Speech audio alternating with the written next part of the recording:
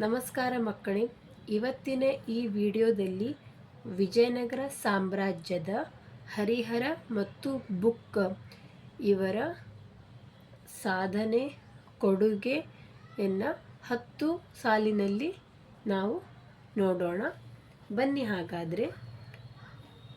ವಿಜಯನಗರ ಸಾಮ್ರಾಜ್ಯ, ಹರಿಹರ ಮತ್ತು ಬುಕ್ಕ. ಮೊದಲನೇ ಪಾಯಿಂಟ್, ಸಂಗಮನೆಂಬಾತನ ಪುತ್ರರು ತುಂಗಭದ್ರಾ ನದಿಯ ದಕ್ಷಿಣ ದಂಡೆಯ ಮೇಲೆ ಸಾಮ್ರಾಜ್ಯದ ಅಡಿಪಾಯ ಹಾಕಿದರು.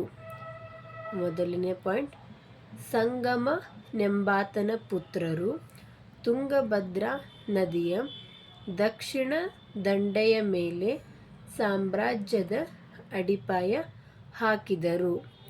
ಎರಡನೇ ಪಾಯಿಂಟ್, ಹರಿಹರ, ಬುಕ್ಕ, ಕಂಪಣ್ಣ, ಮಾರಪ್ಪ ಮತ್ತು ಮುದ್ದಪ್ಪ ಇವರೇ ಸಂಗಮ ಸಹೋದರರು. ಎರಡನೇ ಪಾಯಿಂಟ್, ಹರಿಹರ, ಬುಕ್ಕ, ಕಂಪಣ್ಣ, ಮಾರಪ್ಪ ಮತ್ತು ಮುದ್ದಪ್ಪ ಇವರೇ ಸಂಗಮ ಸಹೋದರರು.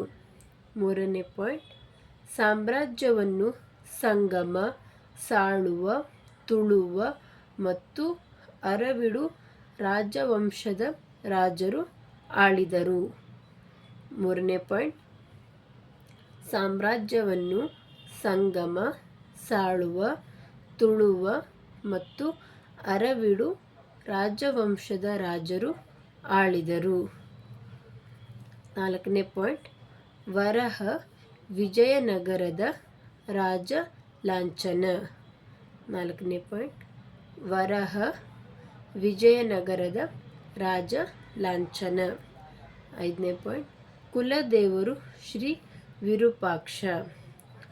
ಐದನೇ ಪಾಯಿಂಟ್, ಕುಲದೇವರು ಶ್ರೀ ವಿರೂಪಾಕ್ಷ.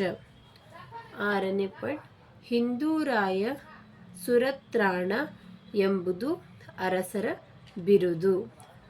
ಆರನೇ ಪಾಯಿಂಟ್, ಹಿಂದೂರಾಯ ಸುರತ್ರಾಣ ಎಂಬುದು ಅರಸರ ಬಿರುದು. ಏಳನೇ ಪಾಯಿಂಟ್, ಹರಿಹರ ಮತ್ತು ಬುಕ್ಕ ವಿಜಯನಗರದ ಮೊದಲ ಇಬ್ಬರು ಅರಸರು. ಏಳನೇ ಪಾಯಿಂಟ್, ಹರಿಹರ ಮತ್ತು ಬುಕ್ಕ ವಿಜಯನಗರದ ಮೊದಲ ಇಬ್ಬರು ಅರಸರು.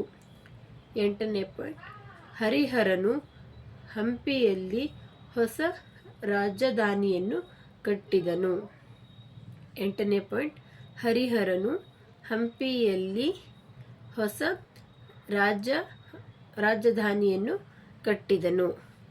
ಒಂಬತ್ತನೇ ಪಾಯಿಂಟ್, ಹರಿಹರನ ಆಳ್ವಿಕೆಯ ಕಾಲದಲ್ಲೇ ಬಹುಮನಿ ರಾಜ್ಯವು ಸ್ಥಾಪನೆಗೊಂಡಿತು. ಒಂಬತ್ತನೇ ಪಾಯಿಂಟ್, ಹರಿಹರನ ಆಳ್ವಿಕೆಯ ಕಾಲದಲ್ಲೇ ಬಹುಮನಿ ರಾಜ್ಯವು ಸ್ಥಾಪನೆಗೊಂಡಿತು. ಹತ್ತನೇ ಪಾಯಿಂಟ್, ವಿಜಯನಗರದ ಅರಸರು ಮತ್ತು ಬಹುಮನಿ ಸುಲ್ತಾನರೊಳಗೆ ಯುದ್ಧಗಳು ಆಗಾಗ ನಡೆದವು. ಹತ್ತನೇ ಪಾಯಿಂಟ್, ವಿಜಯನಗರದ ಅರಸರು ಮತ್ತು ಬಹುಮನಿ ಸುಲ್ತಾನರೊಳಗೆ ಯುದ್ಧಗಳು ಆಗಾಗ್ಗೆ ನಡೆದವು. ಇದು ವಿಜಯನಗರ ಸಾಮ್ರಾಜ್ಯದ ಹರಿಹರ ಮತ್ತು ಬುಕ್ಕರ ಕಿರುಪರಿಚಯವನ್ನು ಇಲ್ಲಿ ನಾನು ಹೇಳಿಕೊಟ್ಟಿದ್ದೀನಿ. ಇದು ನಮ್ಮ ಕೃಷ್ಣದೇವರಾಯನ ಕಾಲದಲ್ಲಿ ವಿಜಯನಗರ ಸಾಮ್ರಾಜ್ಯದ ಭೂಪಟವನ್ನು ನಾವು ಇಲ್ಲಿ ನೋಡಬಹುದು. ನೋಡ್ರಿ ಎಷ್ಟು ದೊಡ್ಡದಾಗಿದೆ. ನಿಮಗೆ ಈ ವಿಡಿಯೋ ಇಷ್ಟ ಆಗಿತ್ತಂದ್ರೆ ಲೈಕ್ ಮಾಡಿರಿ, ಶೇರ್ ಮಾಡಿರಿ ಮತ್ತು ಸಬ್ಸ್ಕ್ರೈಬ್ ಮಾಡಿರಿ. ಮುಂದಿನ ವಿಡಿಯೋದಲ್ಲಿ ಇದೇ ಥರ ಒಂದು ಹೊಸ ವಿಷಯದ ಬಗ್ಗೆ ನಾವು ಅಧ್ಯಯನವನ್ನು ಮಾಡೋಣ. Thank you.